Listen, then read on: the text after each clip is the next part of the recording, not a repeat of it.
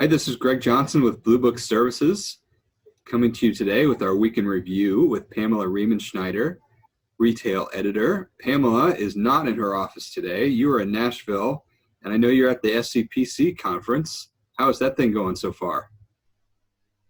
So far, it's been an interesting experience. It just kicked off today, this morning, with their Recipe Roadshow. And what they're trying to reinforce this morning was new ways and new thinking about the plot ingredients. And if you aren't familiar with what plot means, it's potatoes, lettuce, onions, and tomatoes, which are the top food service items.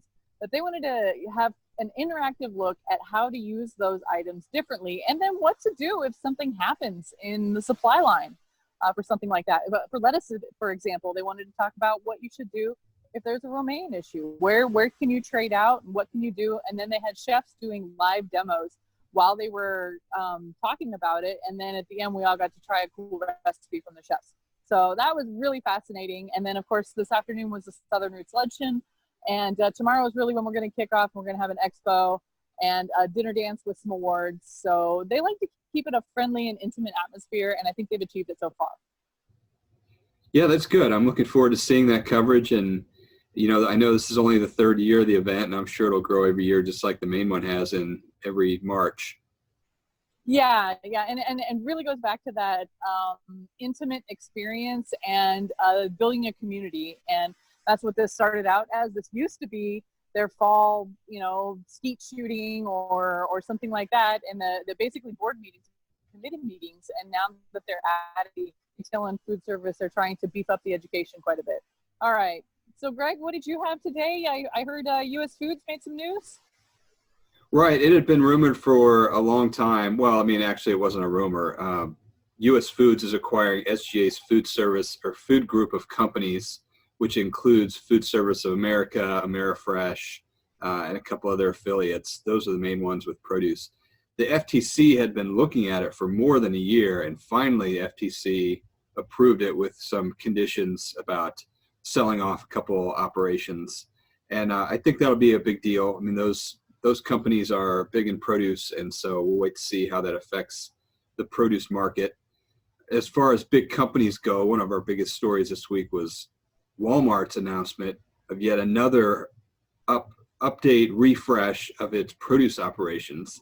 And you have some opinions on it based on a trip to a local Walmart, right?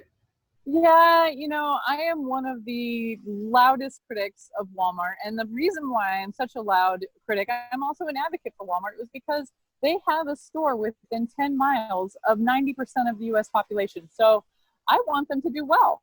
Unfortunately, sometimes we don't always see the execution at store level that we'd like. No matter what they do with their supply chain and sourcing, they do a great job. They bring in a whole lot of excellent produce. But if we don't have the execution in store, then it's not going to make any difference. And so when we had the Fresh Over, when we had the Grocery Academies, all of these initiatives over the last couple of years, now we have Produce 2.0. We will see what goes on in there. And I liked that their Chief Merchandising Officer, Steve Brassfield, said, fresh is hard. It's just hard. And I think a lot of retailers who would read that, it's kind of smile worthy because it is a pretty clever clip, but it's true.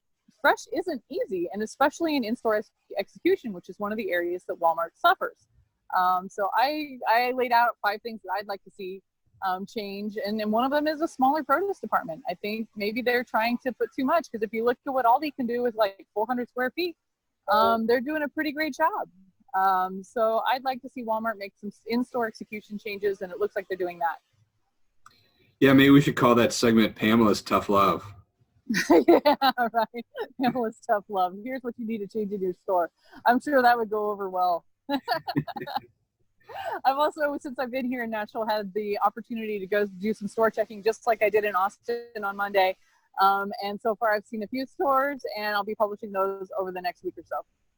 Well, I know Publix has already been on, and I saw your video, and it looks like they have a ton of ready-to-eat type foods.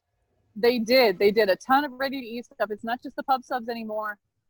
They had a lot of grab-and-go things, and the interesting thing is right across the street there was a Kroger, and that Kroger positioned itself completely differently, but I'm going to make you watch the video to find out how. All right, that sounds good. We will let you get back to SEPC, and I'm sure you'll enjoy the skeet shooting on Saturday morning. All right. Thanks, Greg. All right, see you, And Pamela. this has been the this has been the